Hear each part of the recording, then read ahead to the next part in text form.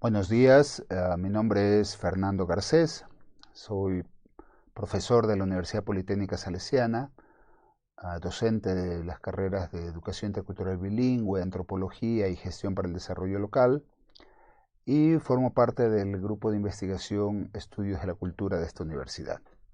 En esta charla quisiera presentarles varias ideas, avanzar algunas reflexiones sobre los nuevos contextos que viven hoy en día los pueblos indígenas, principalmente del Ecuador, pero creo que en buena parte muchas de las cosas que voy a decir son generalizables a la situación que viven varias naciones, pueblos, comunidades indígenas en varios países del continente.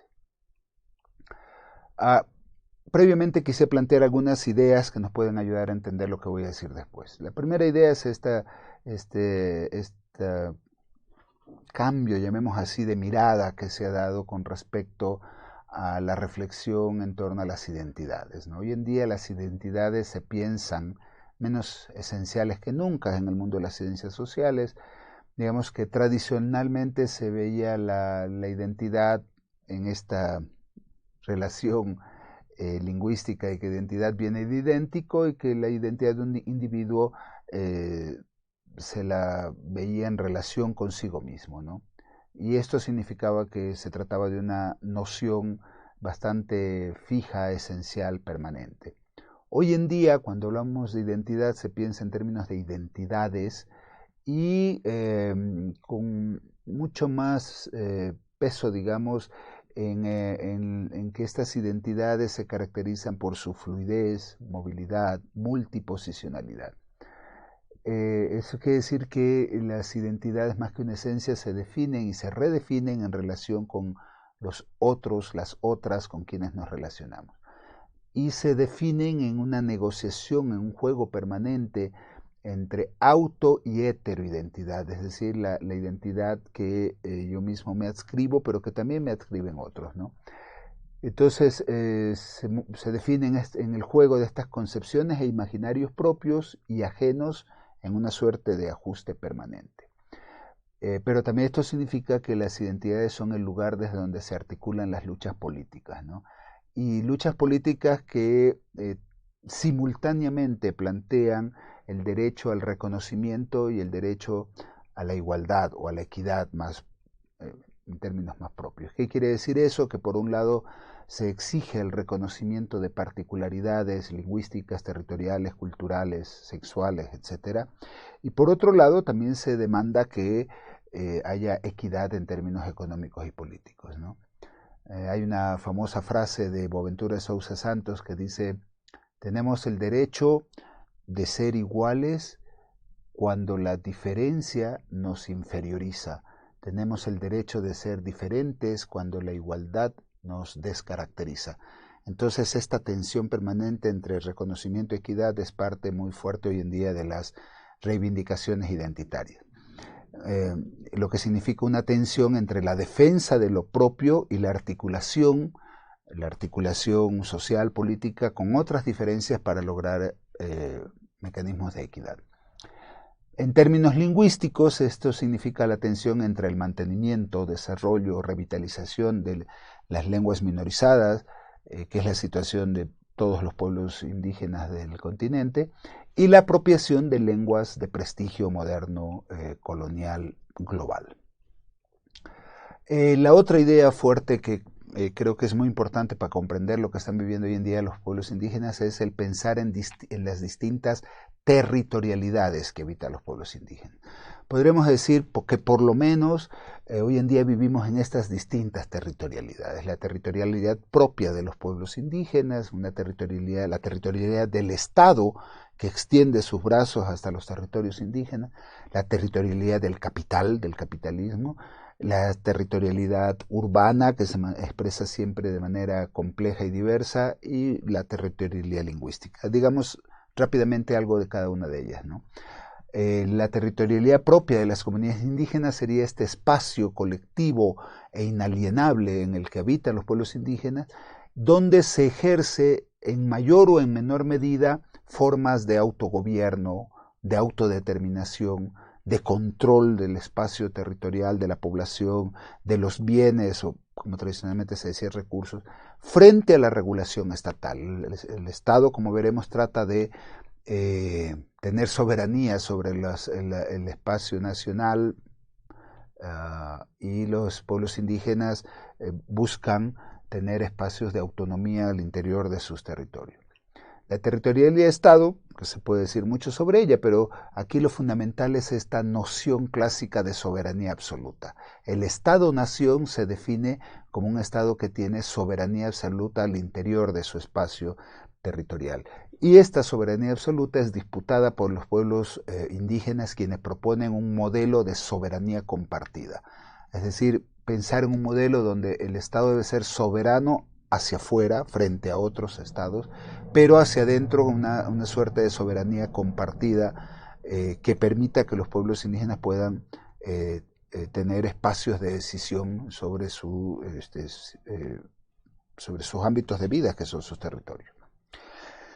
La territorialidad del capital, que se caracteriza por el capitalismo mismo, se caracteriza por estos dos mecanismos, ¿no?, de concentración y expansión. Para la reflexión territorial nos interesa el mecanismo de expansión del capital, que es el mundo entero. El globo aspira a ser el territorio del capital. ¿Y cómo lo hace? Anclándose, hundiéndose sus raíces, digamos, hundiendo sus colmillos en los espacios donde se obtienen materias primas y donde se obtiene fuerza de trabajo, por un lado, y en los espacios donde se pueden desplegar relaciones comerciales de distinto nivel y tipo, ¿no? Obviamente aquí esto significa, en términos concretos, por ejemplo, la presencia de todas estas industrias extractivas, mineras, petroleras, agronegocios, etcétera, etcétera, en los territorios indígenas, ¿no? En cuanto a la territorialidad urbana, en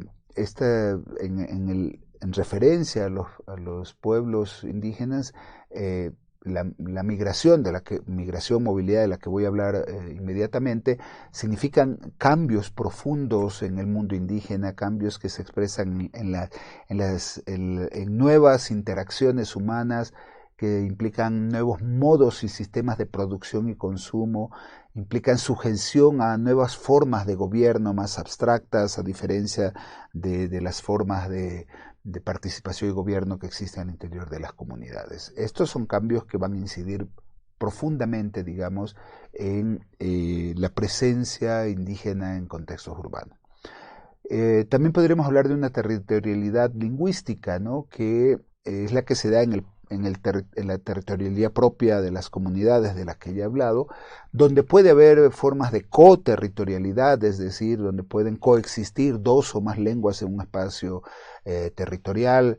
Hay espacios bastante conocidos, digamos, en el mundo académico, como en el caso colombiano, en una zona de Colombia donde hay esta regla de exogamia lingüística a partir de un territorio donde se hablan, no sé, 5 o 6 lenguas indígenas, pero en muchos lugares de la Amazonía es común, o de los Andes, ¿no? Bueno, hay estos fenómenos de coterritorialidad lingüística, pero también hoy en día hay una territorialidad virtual lingüística muy fuerte, que se expresa a través de múltiples medios, algunos ya más, entre comillas, tradicionales, como la radio, la televisión, o textos escritos, la propaganda política, comercial, etcétera, que a veces, que en muchas comunidades inunda, señalética, audio a través de la radio o de mensajería tipo WhatsApp, que en muchas comunidades hay acceso, no en todas, pero cada vez más, videos que circulan en redes sociales, mediáticas, etcétera. Entonces, fíjense que estamos ante mirar el territorio de la comunidad indígena no solamente desde ese espacio tradicional, rural, cerrado, digamos, ¿no? Pero y en la tercera idea que quiero plantearles es esta idea de que hoy en día nos encontramos en un mundo de movilidad. La gente se mueve.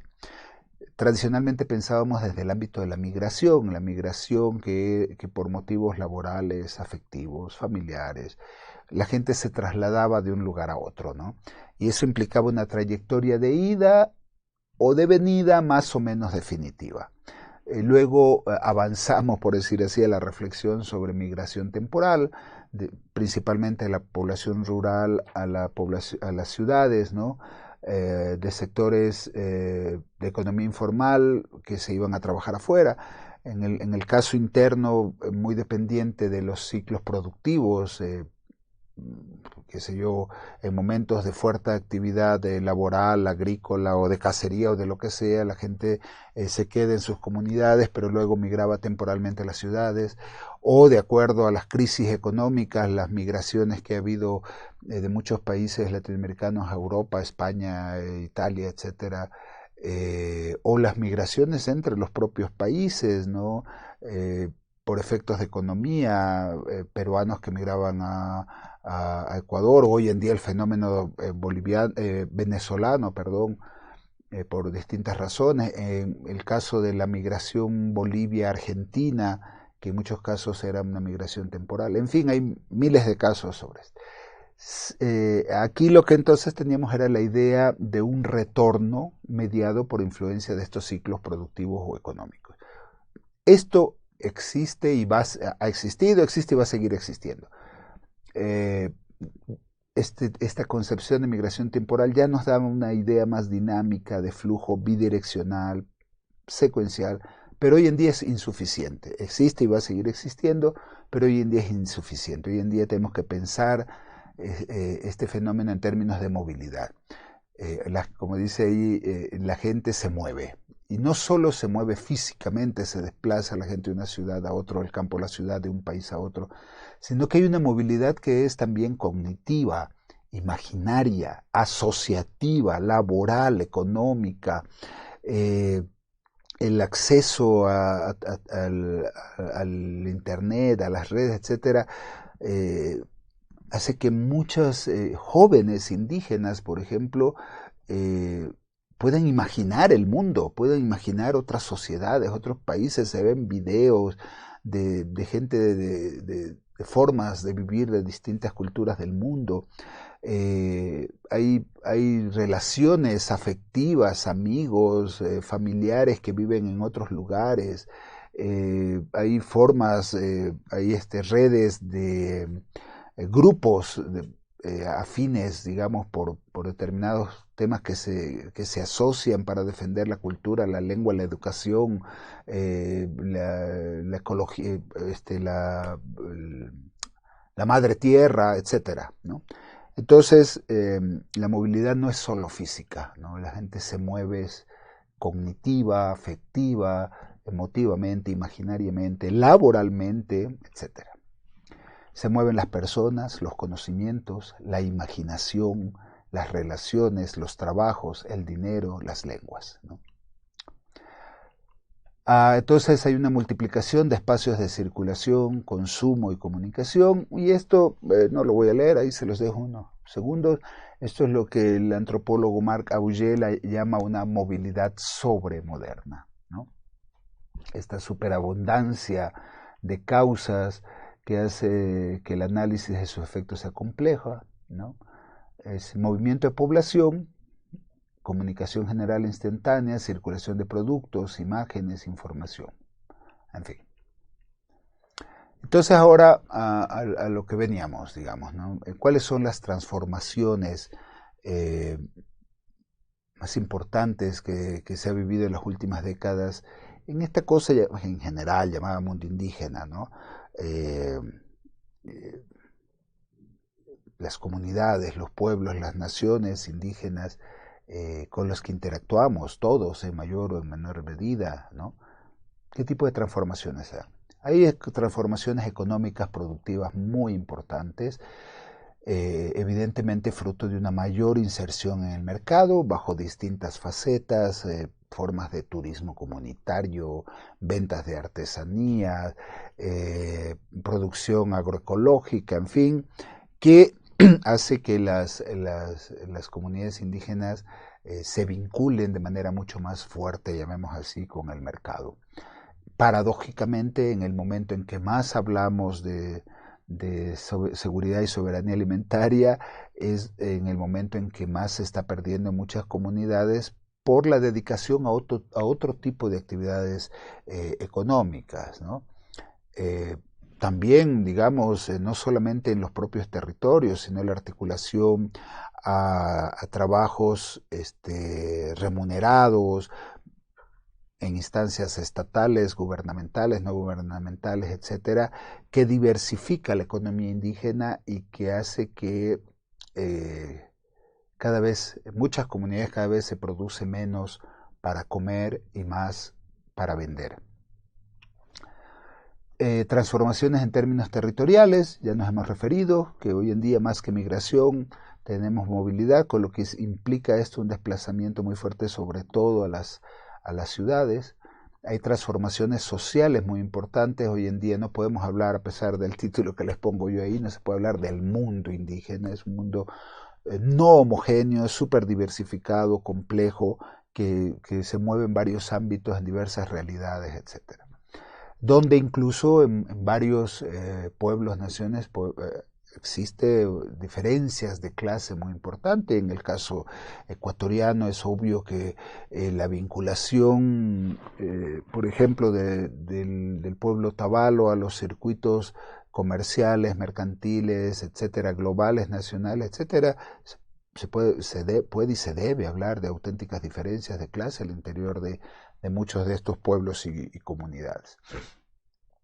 Transformaciones lingüísticas con un importante desfase o desplazamiento entre lengua e identidad.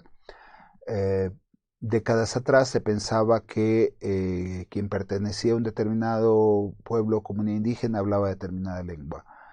Hoy en día hay muchos jóvenes indígenas que por un proceso de politización de su identidad se reconocen como indígenas, pero no hablan la lengua indígena. En el caso ecuatoriano, por lo menos el 30% de aquellos que se identifican como cayambes, puruás, otavalos, panzaleos, etcétera, no hablan la lengua indígena.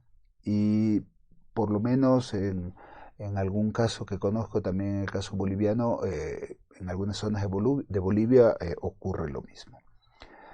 Entonces hay un discurso reivindicativo muy fuerte a favor de las lenguas. El 2019 fue declarado el Año Internacional de las Lenguas Indígenas. Hay discursos que reivindican el valor de las lenguas indígenas. Sin embargo, hay cortes en la transmisión intergeneracional muy fuertes que producen este fenómeno, este desfase lengua-identidad. Podríamos hablar de que hay profundas transformaciones generacionales y de género. Los jóvenes y las mujeres buscan nuevos ámbitos de expresión, sobre todo en el acceso a formas mediáticas de expresión de distinto tipo. Como decíamos, puede ser a través de la creación de redes, grupos que se asocian virtualmente, puede ser a través de creación de producciones artísticas, sobre todo videos musicales, por ejemplo, que están en la web. Que son ámbitos de expresión apropiados, importantes, digamos, de parte de estos sectores que no solamente buscan una representación orgánica y política en términos clásicos, tradicionales, ¿no? Que es exactamente lo que voy a decir ahora. Estos sistemas de representación clásica, que son las formas como la gente se organizaba en los resguardos, sindicatos campesinos, comunas indígenas, etcétera, etcétera, que hoy en día ya no son solo esas formas tradicionales, sino hay una multiplicidad de organizaciones, asociaciones de productores, grupos artísticos, asociación de artesanos, en fin, ¿no? Que han creado también mecanismos de autorrepresentación, jóvenes, mujeres, jóvenes por redes, videos musicales, festividades culturales, etc. Entonces, todas estas transformaciones producen procesos de descomunalización en el sentido de otras formas de vivir la comunitariedad, que ya no es solo, sigue existiendo, pero ya no es solo en los espacios tradicionales clásicos de los pueblos indígenas, la inserción en el tipo de relación en las ciudades, de mercado, etcétera, producen también procesos de individualización indígenas muy fuertes. No quiere decir que hayan desaparecido las comunidades en sus estructuras tradicionales, etcétera, pero no podemos negar de que estos procesos cada vez están más presentes. Uno podría preguntarse si estamos ante el fin de la comunidad indígena, como dice el trabajo de un joven investigador boliviano, o si más bien estamos ante nuevas formas comunitarias, una reconstrucción o reinvención de la comunitariedad indígena en nuevos espacios, en nuevos contextos, ¿no? Sobre todo en el ámbito urbano. Entonces, hoy en día, cuando hablamos de la comunidad indígena en singular, en realidad estamos pensando, hay que ser más específicos porque existe la comunidad que sigue presente en los territorios, está presente esta reconstrucción comunitaria en las ciudades y en el mundo, ¿no? Estos procesos de movilización hace que tengamos población indígena, migrante en muchas ciudades del mundo que ahí también se asocian, recrean sus formas comunitarias, reinventan sus tradiciones y sus prácticas culturales, rituales, lingüísticas, etc. Entonces, bueno, este era el panorama que quería presentarles. Para finalizar, tal vez algunas sugerencias bibliográficas. Ahí tienen ustedes estos 4 textos un poco más generales, ¿no? Que nos pueden ayudar a repensar clásicas nociones, ¿no? Como este del Marc Augé sobre la antropología de la movilidad, o el trabajo de Zygmunt Bauman sobre la cultura en lo que él llama la modernidad líquida. Este importante antropólogo, mucho menos conocido que otros, Jonathan Friedman, la mayoría de sus textos en inglés, y esta es una importante traducción que se publicó en Argentina, Identidad Cultural y Proceso Global, un texto muy interesante para ver procesos civilizacionales de largo plazo y cómo funciona la relación identidad colectiva con estos ciclos económicos y productivos, ¿no? Una mirada, digamos, de largo plazo en términos temporales y amplia, global, digamos, en términos espaciales, etnográficos. Este geógrafo brasileño Rogério Hasbert, su reflexión sobre multi y transterritorialidad, su texto está en portugués, Vivir no límite, territorio, multitransterritorialidad en tiempos de inseguridad y contención. Por si les sirve, un texto mío publicado el año pasado, que se llama Soy de aquí, soy de allá, un ejercicio de reflexión sobre identidades, lenguas y territorios desde el quichua ecuatoriano, y 2 trabajos publicados acá en Ecuador, uno sobre, que son investigaciones justamente que hacen pensar estos cambios que están operando en las comunidades, un estudio realizado en una comunidad indígena del sur del Ecuador y otro de Sánchez Parga sobre qué significa ser indígena para el indígena, dando cuenta de varios de estos procesos de transformación en los sujetos, individuos indígenas.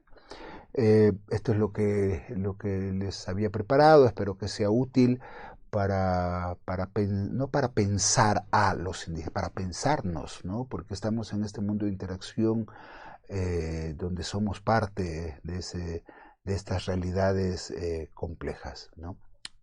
En fin, espero que esta pequeña charla les haya sido útil. Gracias.